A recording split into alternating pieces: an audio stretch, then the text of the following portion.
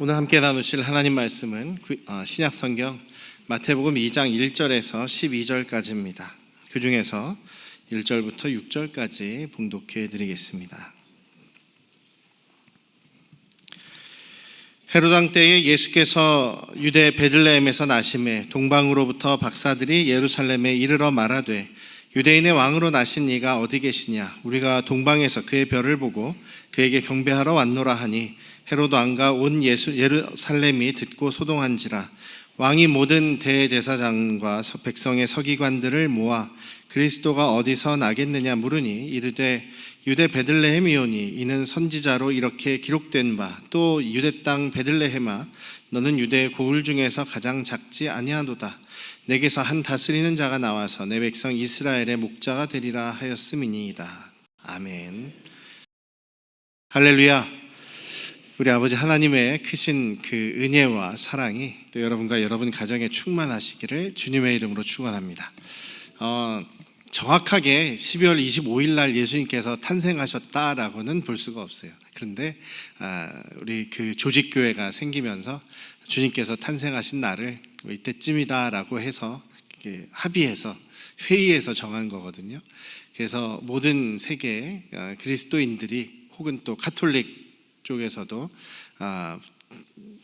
성탄절과 부활절을 이제 지키고 있는 것이죠. 그런데 점점 기독교 국가라고 하는 나라들도 점점 성탄인데 예수님께서 오신 그 날을 대놓고 축하하고 감사하고 또 이렇게 기념하지를 못하는 그런 추세가 되어 가고 있습니다. 종교의 자유, 또 한 특정 종교만을 강조하면 안 된다, 이런 분위기가 있어서 그런지 미국도 가끔 말씀드리지만 이제 메리 크리스마스, 기쁜 성탄 되시 바랍니다, 이런 축복의 말이잖아요. 그런 인사를 못한 지가 꽤 오래됐습니다. 그래서 행복한 공휴일입니다, 해피 홀리데이 이러면서 행복한 공휴일입니다라고 인사를 하게 돼 있어요. 그게 말도 안 되죠. 전에 이제 11월 말 12월 초까지 제가 필리핀에 갔었지 않습니까? 근데 거기도 원래는 카톨릭이 이제 중심이 되고 기독교가 또 영향을 끼쳤던 미국의 식민지이기도 했으니까요. 그런 나라여서 원래는 몇 년 전까지만 해도 11월 말부터는 거리마다 성탄 장식이 되어 있고 캐롤이 들리고 이렇게 예수님 오신 날을 축하하는 그런 모습들이 있었는데 제가 갔더니 그런 게 거의 전혀 없는 거예요. 전혀 없고 거기도 성탄 인사가 메리 크리스마스 이렇게 써 있는 게 아니라 거기도 해피 홀리데이, 행복한 공휴일 이렇게 써 있는 것을 보고 참 마음이 아파갔습니다.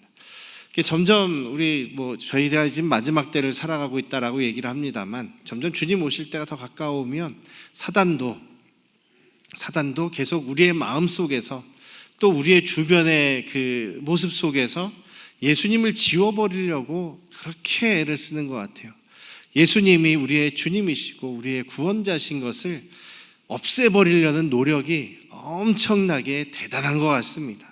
우리나라도 마찬가지죠. 우리나라는 무슨 저작권 문제다 어떻게 했다 해가지고 길거리에서 찬양이 캐롤이 전혀 들리지 않지 않습니까? 성탄 장식도 이제 몇몇 교회들만 이렇게 하고 바깥에는 주로 이제 성탄의 그런 저희들이 분위기를 느낄 수 없는 것 같아요.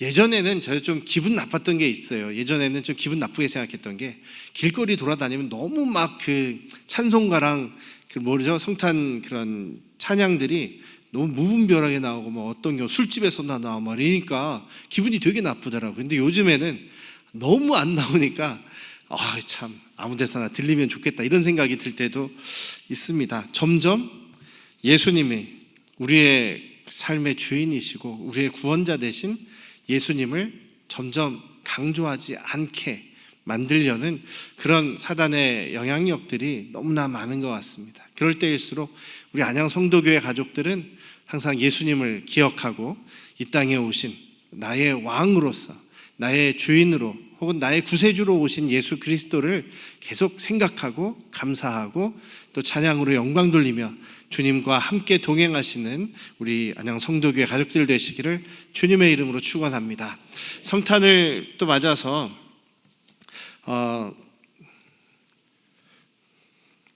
마태복음 2장 말씀을 우리 잠깐 나눠보려고 하는데요.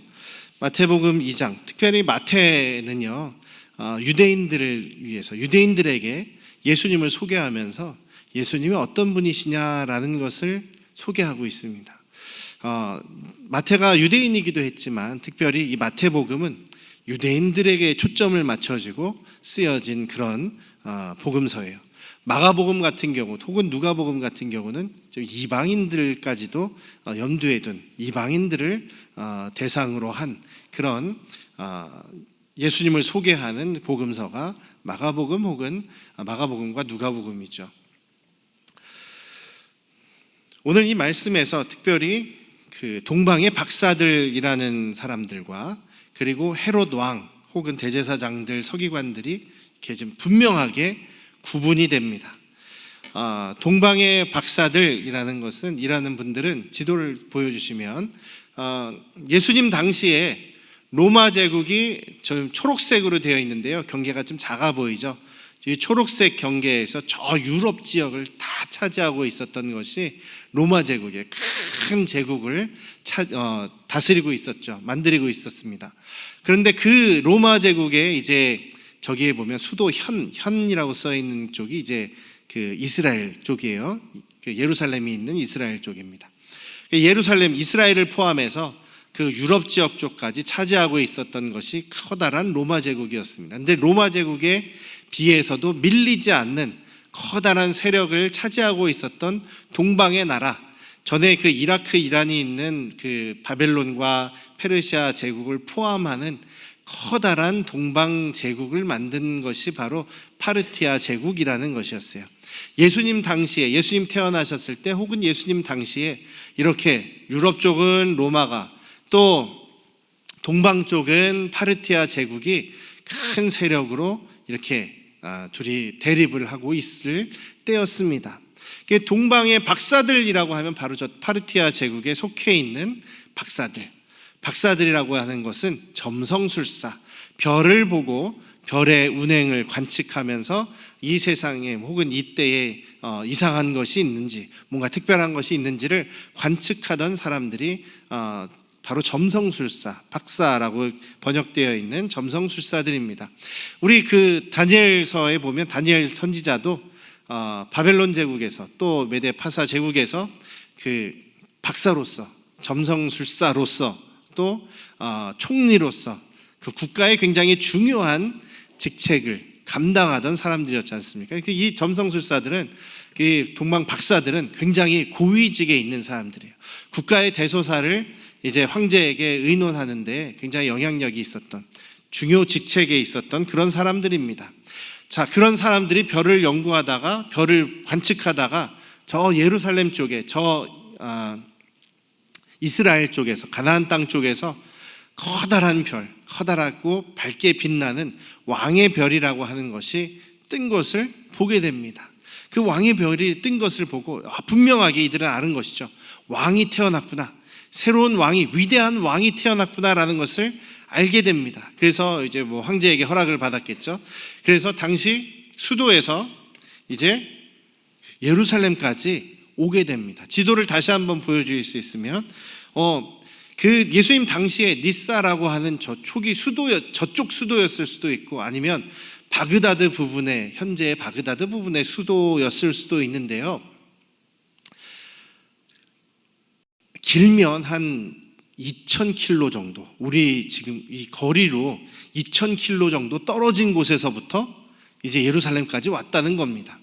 2,000km 정도를 낙타를 타고 온 거죠. 낙타를 타고 왔어요. 그러면 아무리 빨라도 한 6개월 이상, 길면 1년 이상을 걸어와서, 낙타 타고 와서 예루살렘에 도착했다는 겁니다.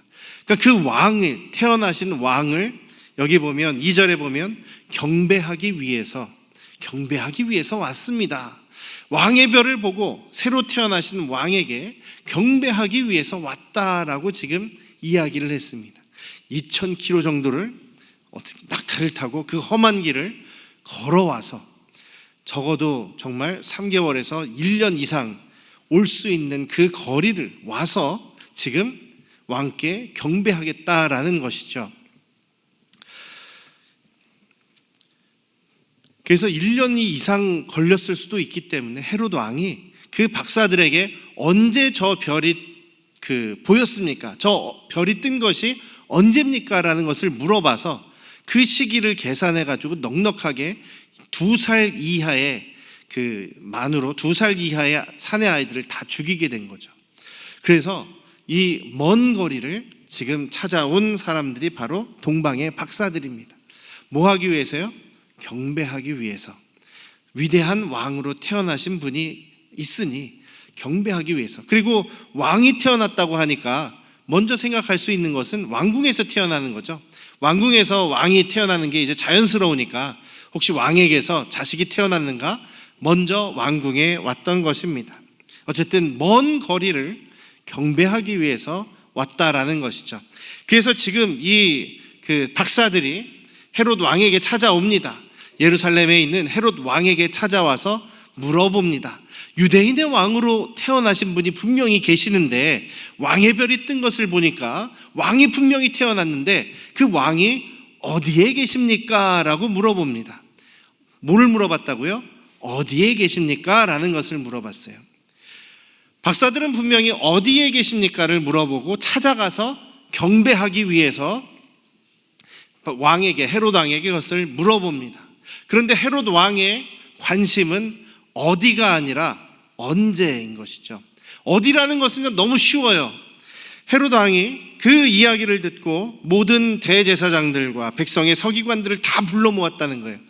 대제사장들 다 불러 모았습니다. 오늘날로 따지면 각 교단의 원로 목사님들 혹은 총회장을 지내신 분들을 다 불러놓고, 그리고 또 유명한 신학교의 신학자들을, 유명하신 분들을 다 모아놓고 물어봤다는 거죠. 자, 그리스도가 어디에서 나겠느냐라고 물어봅니다.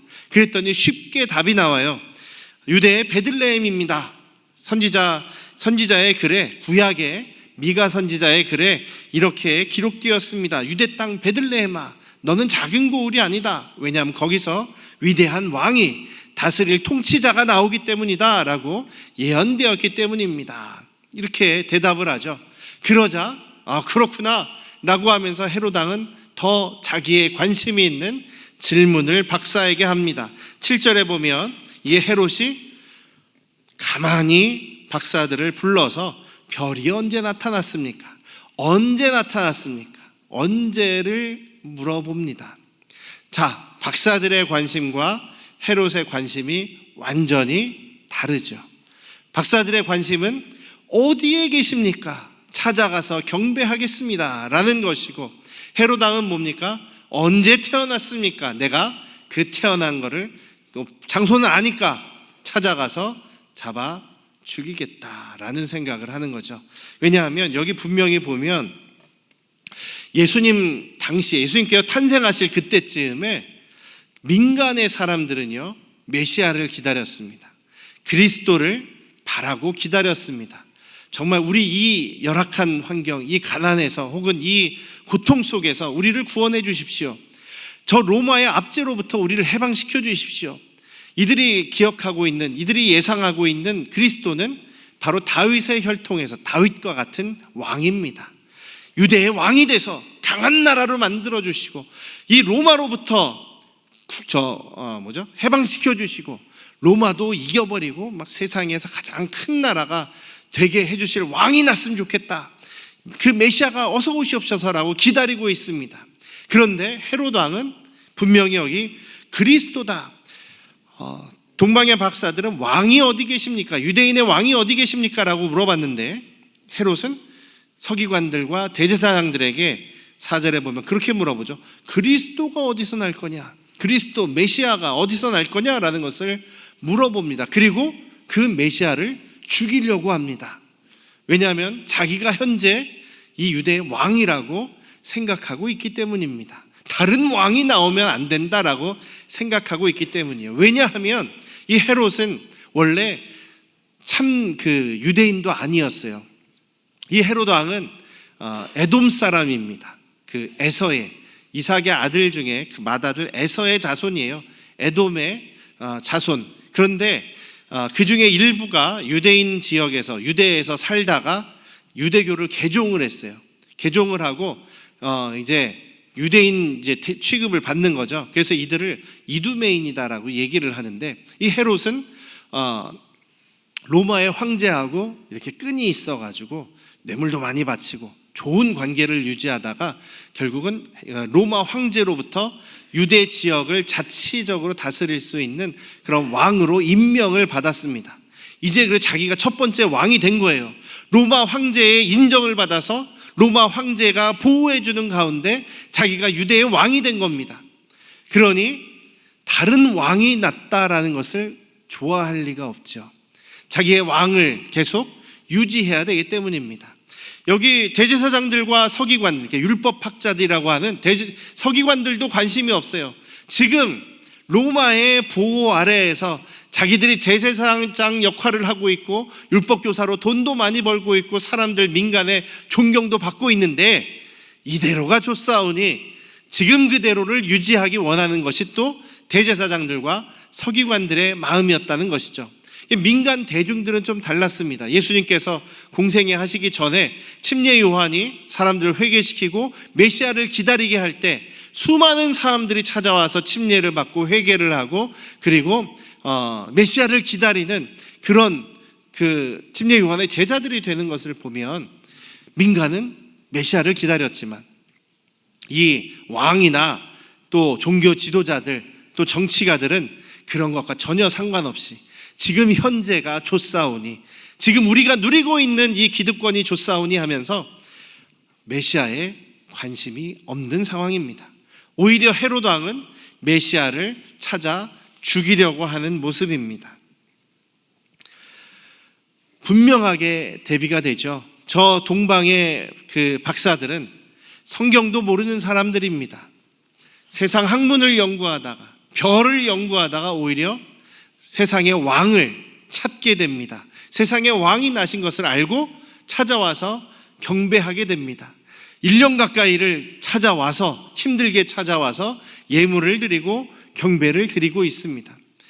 때때로 보면은요, 우리 교회를 오래 다니셨다고 하는 분들이, 혹은 신앙생활을 오래 하셨다는 분들이 오히려 영원한 하나님 나라에는 관심이 없어요. 그냥 항상 기도 제목은 지금 내가 잘 되고, 지금 내가 물질의 복 받고, 지금 내가 성공하고, 지금 내가 명예를 얻고, 지금 이 땅에서 여기서 뭔가 잘 되는 것만을 관심을 갖는 분들이 참 많다는 겁니다. 그런데 우리의 주인으로 오신, 우리의 왕으로 오신 예수님께서는 이 땅에서뿐만 아니라 영원토록 우리의 왕이시고 영원토록 우리를 다스리시는 하나님이시다라는 것이죠. 그래서 마태가 강조하는 것이, 예수님은 임마누엘이시다, 우리와 함께 하시는 하나님이시다, 우리와 함께 하시기 위해서 하나님이 이곳에 오셨다라고 말씀합니다. 또 예수님은 왕이시다라고 이야기를 합니다. 우리의 참된 왕이시다, 우리를 다스리시는 왕이시다, 우리의 주인 되시는 왕이시다라고 말씀하고 있습니다. 오히려 지금 세상에 믿지 않는 사람들은 오히려 학문을 가지고 또 공부를 하다가, 우주를 연구하다가, 도대체 이거를 만드신 분이 없으면 이 우주가, 지구가 돌아갈 수가 없구나라고 하면서 오히려 초월하신, 전능하신 하나님, 창조자를 찾아가고 오히려 예수님을 찾으려고 노력합니다. 그런데 우리 오히려 믿는다고 하는 분들은, 사람들은 오히려 여기 있는 헤롯이나 대제사장들이나 또 서기관들처럼 주님에게는 관심이 없고, 우리의 왕이신 주님께는 관심이 없고, 지금 현재 내가 살아가는 것, 더 잘 먹고 더 잘 지내고 더 좋은 명예와 부귀만을 누리기를 원하는 잘못된 기복신앙으로 가는 경우가 너무나 많은 것이죠. 오히려 지금 요한복음 1장에 있는 것처럼 자기 땅에 오셔서 자기 백성에게 오셨지만 아무도 영접하지 않았습니다. 헤롯 왕도 또 대제사장들도 서기관들도 예수님을 맞아들이지 않았습니다. 오히려 저 먼 이방에 있는 이방 사람들이 예수님을 맞아들이고 그분을 왕으로 인정했고, 또 우리처럼 이방 사람들인 우리 한국 사람들도 예수님을 영접하고 하나님의 자녀 될 수 있는 특권을 얻을 수 있는 기회가 생긴 것이죠. 물론 그 면에 있어서는 더 감사할 수가 있는 것이 저희들의 모습입니다. 이렇게 말씀하십니다. 자기 땅에 오매 자기 백성이 영접하지 아니하였으나 영접하는 자 곧 그 이름을 믿는 자들에게는 하나님의 자녀가 되는 권세를 주셨으니 이는 혈통으로나 육정으로나 사람의 뜻으로 난지 아니하고 오직 하나님께로부터 난 자들이니라. 사랑하는 우리 안양 성도교 가족 여러분, 예수 그리스도는 저와 여러분의 왕이십니다. 믿으십니까? 예수님께서는 우리의 왕으로 오셨습니다. 우리의 구세주로 오셨습니다. 우리의 죄를 짊어지시고 죽으시기 위해서 오셨지만 그래서 다시 부활하시고 우리의 참된 왕이 되셨습니다.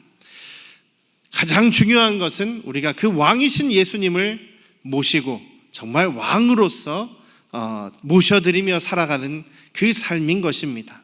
그럴 때에 우리 주님께서 우리의 현재의 삶도 책임져 주실 뿐 아니라 영원한 하나님 나라로 우리를 이끌어 주실 것을 믿으시기를 주님의 이름으로 축원합니다. 우리의 영원한 생명이 되신 주님, 우리의 왕이 되신 우리 예수 그리스도의 이름을 붙잡고 우리가 더 주님을 의지하며 더 주님의 말씀대로 살아가기를 다짐하는 오늘과 또한 성탄의 시간들 되시기를 주님의 이름으로 축원합니다. 기도하시겠습니다. 아버지 하나님, 예수 그리스도를 이 땅에 보내주셔서 우리의 왕이 되게 하심을 감사드립니다.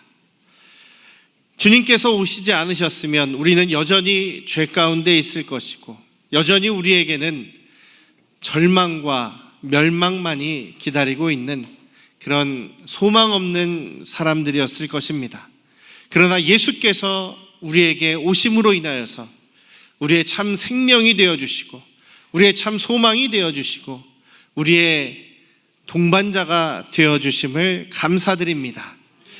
성탄을 우리가 맞이하면서 정말 예수님만이 나의 참 왕이심을 우리가 기억하고 주님의 말씀을 붙잡으며 주님께 영광을 돌리는 그 믿음의 삶을 살아가는 우리 안양 성도교회 가족들 되도록 역사하여 주시옵소서. 이제는 우리를 죄에서 구원하신 예수 그리스도의 은혜와